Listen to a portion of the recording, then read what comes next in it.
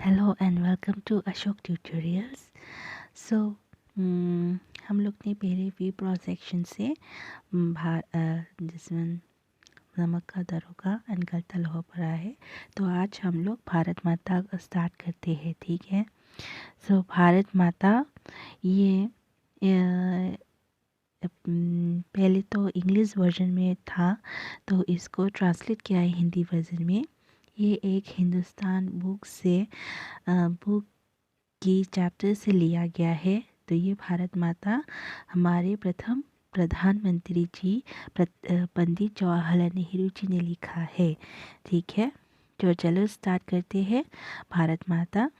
भारत माता अध्याय हिंदुस्तान की कहानी का 5वां अध्याय है। तो ये हिंदुस्तान बुक से 5 चैप्टर से मीन्स चैप्टर 5 है भारत माता, उससे लिया गया है, ठीक है। तो इसमें नेहरू ने बताया है कि किस तरह देश के कोने कोने में आयोजित जलसों में जाकर वे आम लोगों को बताते थे कि अनेक हिस्सों में बटा होने के बाद भी हिंदुस्तान एक है। तो ये हमारे प्रथम प्रधानमंत्री जी बता रहे हैं कि आइए जलसा ऐसे कि प्रोग्राम ऑर्गेनाइज करते थे, हर जगह प्रोग्राम ऑर्गेनाइज करते थे, जलसा होते थे। तो उस समय ये जलसों में हमारे प्रथम प्रधानमंत्री जाते थे और वहाँ के लोगों से, आम आदमियों से मिलते थे, आम लोगों से मिलते थे। और कृषि यानी किसानों से मिलते थे और उन लोगों से मिलकर वो समझाते थे और बताते थे कि हम लोग बहुत भाषा रहन सहन खान पान से बटे हुए हैं, कल्चर से बटे हुए हैं, लैंग्वेज से बटे हुए हैं, लेकिन फिर भी हम लोग एक है, हम लोग हिंदुस्तानी है। ये बता रहे हैं ये बताते थे पंडित जी उन सबको, ठीक है। फिर नेक्स्ट लाइन पढ़ते हैं। इस अपार फैलाव के बीच एकता के क्या आधार है और क्यों भारत एक देश है जिसके सभी हिस्सों की नियति एक ही तरीके से बनती बिगड़ती है। सो हम लोग सभी एक है, हम लोग दूसरा हम लोग का भाषा दूसरा हो, हम लोग का कल्चर दूसरा हो, हम लोग का खान पान दूसरा हो, हम लोग उत्तर से लेकर दक्षिण तक या फिर पश्चिम से लेकर पूरब से लेकर पश्चिम तक हम लोग सब एक है, हम लोग सब भारतवासी है, हम लोग सब हिंदुस्तानी है। ये बताते थे पंडित जी सबसे। सो उन्होंने भारत माता शब्द पर भी विचार किया तथा और निष्कर्ष निकाला कि भारत माता की जय का मतलब है यहाँ के करोड़ों करोड़ों लोगों की जय। सो यहाँ पे पंडित जी बता रहे हैं भारत माता का उसने एक शब्द निकाला है कि भारत माता का मतलब ये है कि भारत माता मीन्स हम लोग करोड़ करोड़ लोगों की जय है। भारत माता की जय का मतलब है हम लोग की करोड़ों करोड़ लोगों की जय है। मीन्स भारत माता जय होने से हम लोग करोड़ करोड़ लोग जय होंगे, ये बता रहे हैं, ये बताते थे पंडित जी। सो नेक्स्ट लाइन पढ़ते हैं। नेक्स्ट लाइन में लिखा है, नेहरू जी का कहना है कि जब वे जलसों में जाते हैं और जाते हैं तो वे श्रोताओं और से भारत की चर्चा करते हैं। भारत संस्कृत शब्द है और इस जाति के परंपरागत संस्थापक के नाम से निकला है। शहरों में लोग अधिक समझदार हैं, गांवों में किसानों से देश के बारे में चर्चा करते हैं। वे उन्हें बताते हैं कि देश के हिस्से अलग होते हुए भी एक है। वे उन्हें बताते थे कि उत्तर से लेकर दक्षिण तक और पूरब से लेकर पश्चिम तक उनकी समस्याएं एक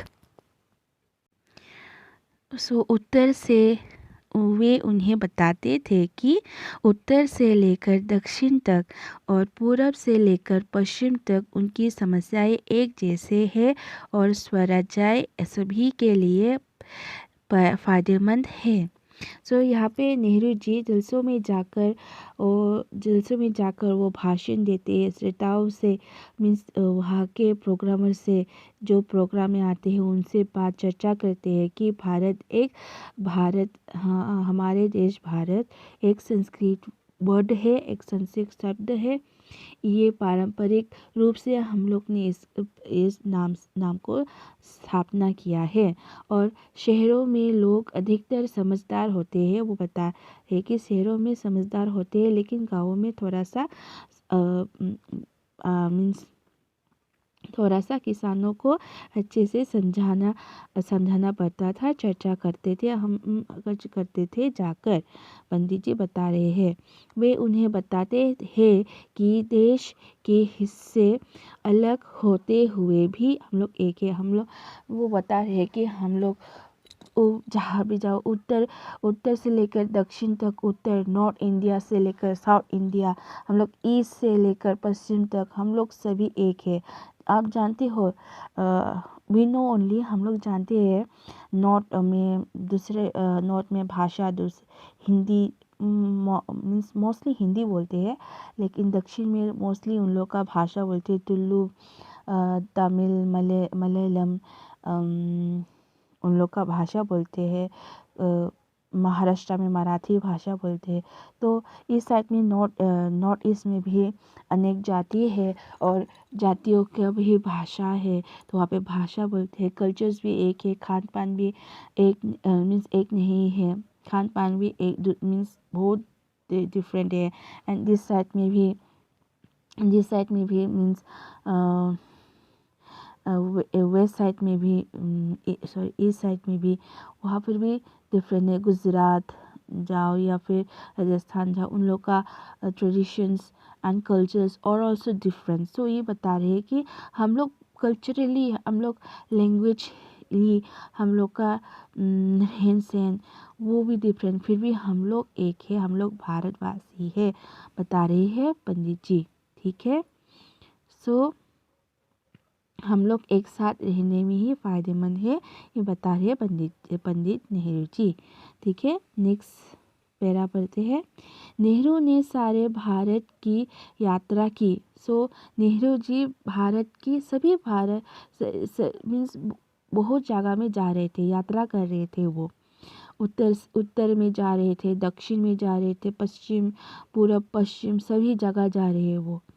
और इस दौरान उन्होंने ये समझाने का प्रयास किया कि हर जगह किसानों की समस्याएं एक सी है। गरीबों, कर्जदारों, पूंजीपतियों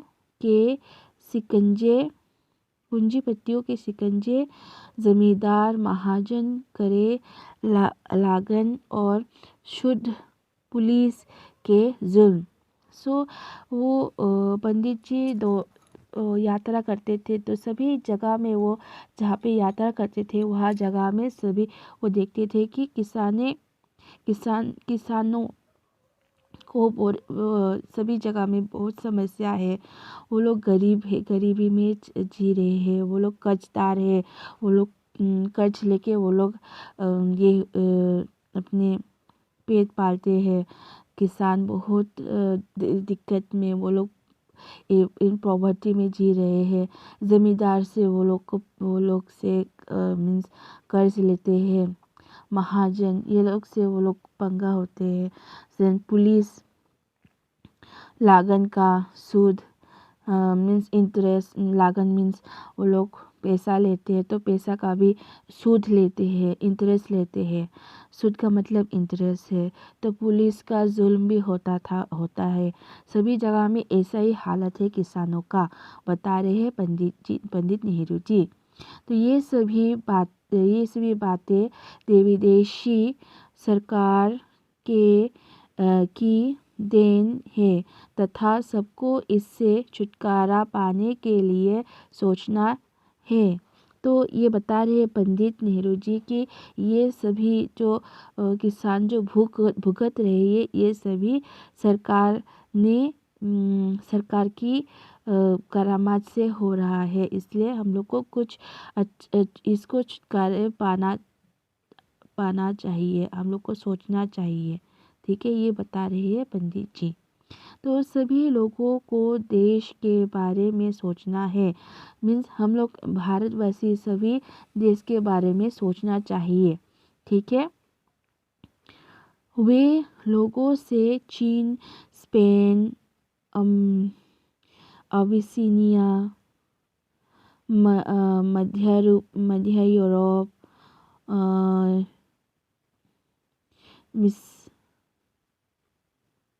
मिस्र और पश्चिमी एशिया में होने वाले परिवर्तन का जिक्र करते हैं। तो यहाँ पे क्या करते थे वो लोग विदेशी चीन जैसे कि स्पेन, ओबिसिनिया, मध्य यूरोप में जो वो लोग प्रगति कर रहे हैं उसका वो परिवर्तन हो रहा है वहाँ पे, वो उसका जिक्र करते हैं कि यहाँ पे किसाने कैसे वो लोग आगे बढ़ रही है, वो लोग क्या क्या डेवलपमेंट कर रही है, इसका डिस्कशन करते थे। ठीक है, वे सोवियत यूनियन वो अमेरिका की उन्नति के बारे में बताते थे। वो लोग Soviet union means Soviet union है हम लोग के रूस कंट्री, उसको सोवियत यूनियन बोलते थे पहले।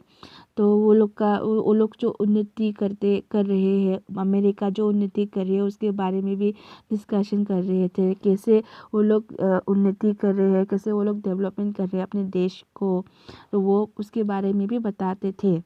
तो किसानों को विदेशों के बारे में समझाना आसान ना था, किंतु उन्होंने जैसा समझ रखा था वैसा मुश्किल भी ना था।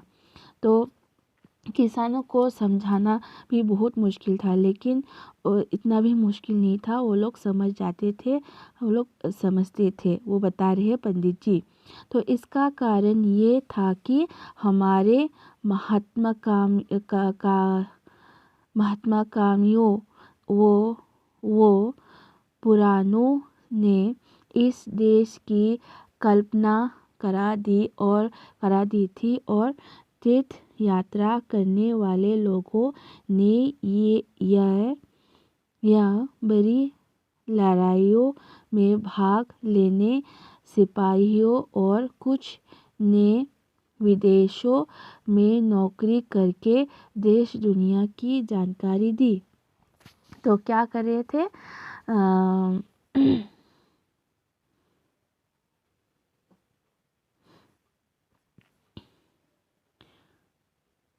इनका मीन्स ये क्या करते थे, इनका कारण ये था कि हमारे महात्मा गांधी जो अच्छे पढ़े लिखे हम लोग के नौजवान हैं, जो पुरुष है, वो लोग क्या करते थे, वो लोग पढ़ाई लिखाई करके वो लोग देश में जाते थे, वहाँ पे काम करते थे, वहाँ पे कैसे डेवलपमेंट हो रहा है उसको जानकारी वो लोग हासिल करते थे, और यहाँ पे आके वो लोग डिस्कस कर रहे थे।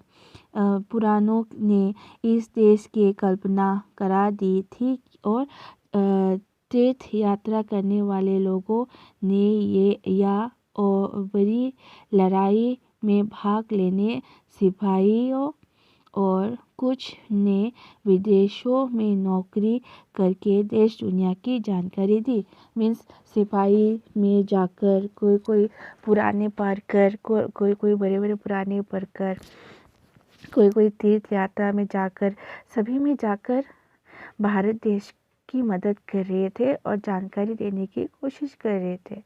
मीन्स यहाँ पे ऐसे डेवलपमेंट हो रहा है, हम लोग को भी ऐसे डेवलपमेंट कर सके, ऐसा एग्जाम्पल सेट कर रहे थे।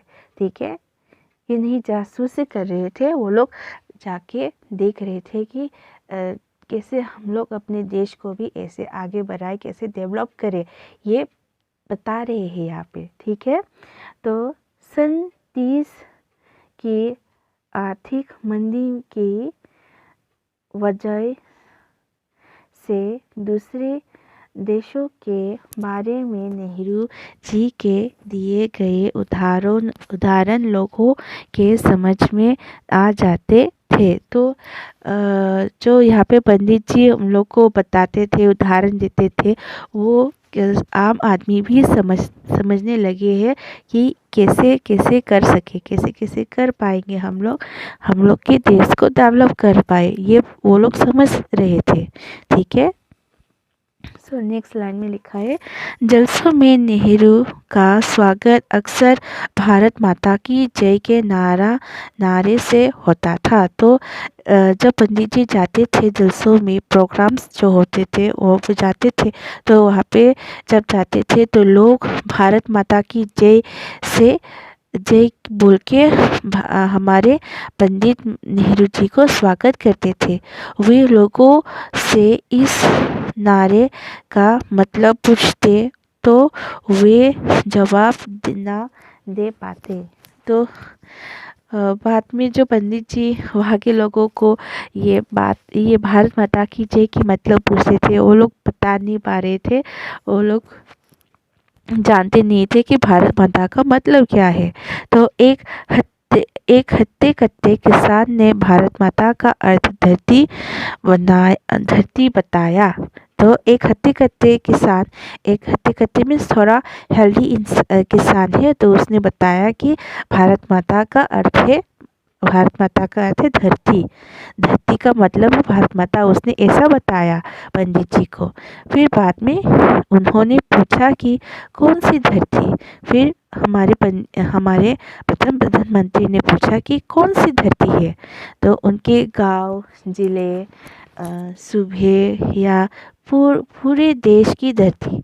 तो वो उसने पूछा कि ये कौन सा धरती है, पूरे गांव, जिले, सूबे और या फिर देश की धरती, कौन सा धरती है ये। तो इस प्रश्न पर फिर सब चुप हो जाते। तो ये प्रश्न सुन के सभी जो जलसे में गए हैं सभी चुप हो गए थे, वो लोग सुन के जवाब दे नहीं पा रहे थे। तो फिर नेहरू उन्हें बताते हैं कि भारत वो है जो उन्होंने समझ रखा है। तो नेहरू ने बताया कि उन लोगों को, किसानों को और आम लोगों को बताया कि भारत वो है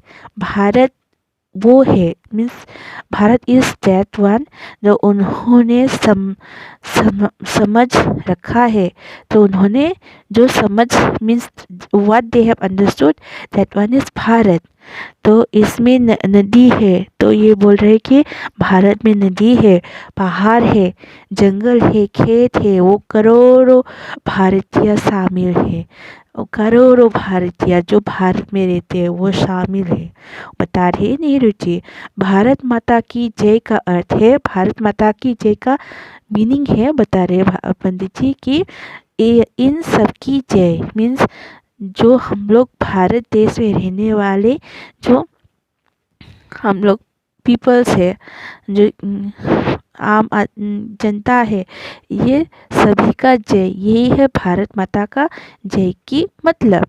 तो जब वे स्वयं को भारत माता का अंश समझते थे तो उनकी आंखों में चमक आ जाती थी। तो ये इसका मीनिंग, भारत माता का मीनिंग जब वो लोग को समझ में आए तो सभी आम आदमियों का आंखों में एक चमक आ गई कि भारत माता की जय का मतलब ये है कि हम लोगों की जय।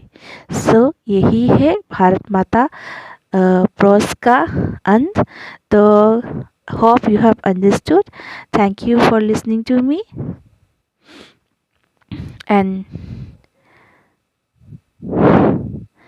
and the next we'll start the next chapter, next section. Thank you.